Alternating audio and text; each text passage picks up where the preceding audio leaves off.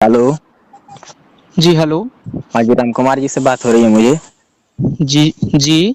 जी sir, हम brand Bhojpuri YouTube channel से बोल रहे हैं। जी, नमस्ते सर।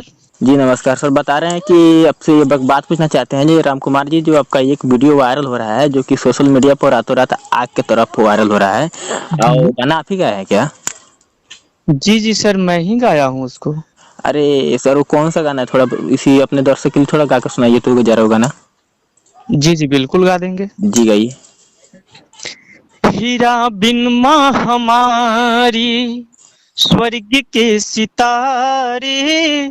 हीरा बिन माँ हमारी, स्वर्ग के सितारे। छोड़े चली अब दुनिया सहारे। हीरा बिन माँ हमारे, स्वर्ग के सितारे। छोड़े चली अब दुनिया सहारे।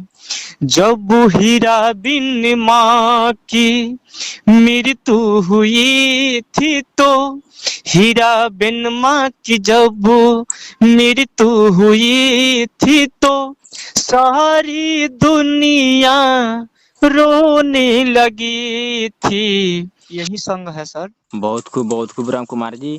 और एक बात आपसे पूछना चाहेंगे, जो आपका ये वीडियो रातों रात आग की तरह जो वायरल हो रहा है, तो इसके ऊपर अपने ऑडियंस के लिए क्या बताना चाहेंगे आप?